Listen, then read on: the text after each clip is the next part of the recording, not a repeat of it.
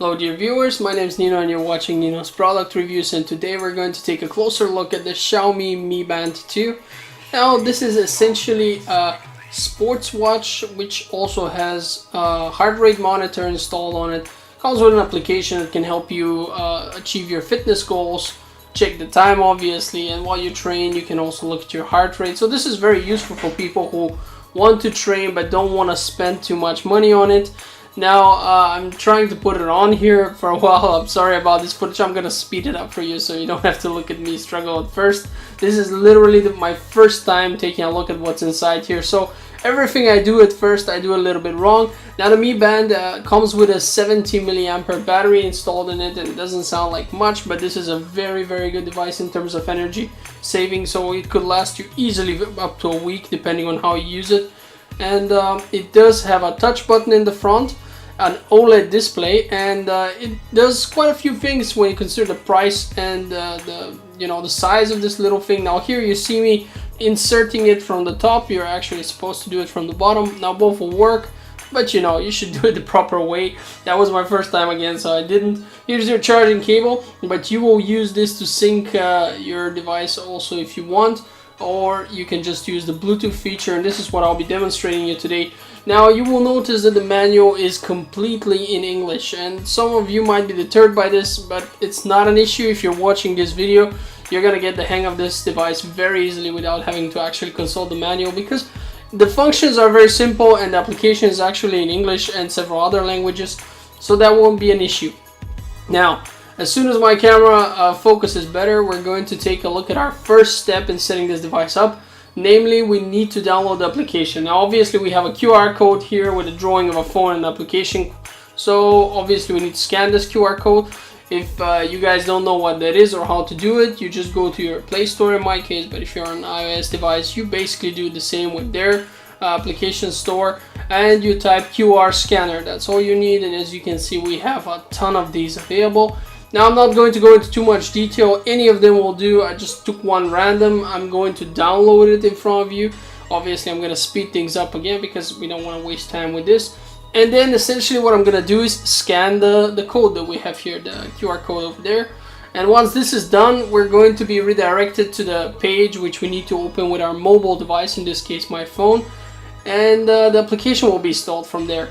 Now, in case you're wondering, can't I just enter the page manually? Yes, you can. You're going to see it in a second. Here it is. Some of you can pause the video and skip the QR code thing and just write this manually into your browser. You could do that, or you could do it with a QR code, whatever you feel is more convenient for you.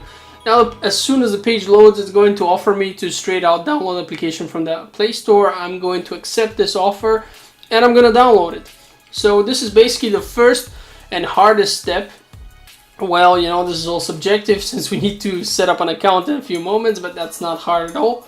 And we're gonna move on to the next part of the video, in which after we have downloaded this application and booted it up, we need to register. We need to set up an account. You can do this with a username and password, or with a phone number and password. I found the phone number option to be the easier one, but it doesn't matter, whatever you like. So once you click sign in, it's going to offer you either to use your credentials or to register. I registered. You're going to have to enter several things in there with your registration, and these are all the languages you can select. So there are a lot of languages, but we're going to use English because I prefer that. So far I don't see German, for example. That's kind of a weird choice. The Germans do like their language scene, but in any case English is there, so we're on good side. Now here, once we have our credentials and everything after the registration, we can sign in. This process takes, again, a few seconds the first time. I have no idea why. Maybe my Wi-Fi reception was not so good in that day. I mean, you can see that it's full, but it can fluctuate sometimes depending on the situation. In any case, after this loading is done, we get to enter a nickname and basically teach the application who we are, what our fitness goals are, how many steps we want to make, how many kilos we weigh, etc, etc, etc. And once you pass that part, the application now knows about you, knows about your weight, your height, your BMI and everything, and you can move on to syncing it with your Mi Band. Now we're just going to click here and then just activate our Bluetooth. The application is going to ask if that's cool with us. We're going to allow it. and it's going to slowly but surely connect with the Mi Band. Now this doesn't take too long, but again, I'm going to speed things up just because it is boring to watch basically a loading screen for a while. Nobody wants to do that. And once you've done that, you will connect your Mi Band to the application, and you can start setting it up. It's going to vibrate a little bit. It's going to redirect you to the band, asking you to touch it. This is a touch button, not a press one. And once you've done this, it will finally connect. And this is where you get into the beef of the things. So what you can do now is pretty much set up anything you like, whether you want the flicking of your wrist to actually activate the screen, or if you need to touch it. What you want shown on the screen. I'm touching time here. Obviously you cannot disable time. That's why it's great. It is a watch and it will always be also showing you the time, but you can see things like battery status, etc. So there are a lot of functions here. They're very easily understandable, and if you don't go on firmware version like me here, take your sweet time. What's gonna happen next is suddenly the device, as it is syncing with your band, is gonna recognize that your firmware is probably not to the latest one, updated to the latest one. At least that's how it was with me. And as I was suddenly pressing, boom, updating firmware. So this, again, since it's being transferred over Bluetooth, is gonna take about a minute or so. Sped it up about 10 times, I believe, here, just so we don't have to watch this.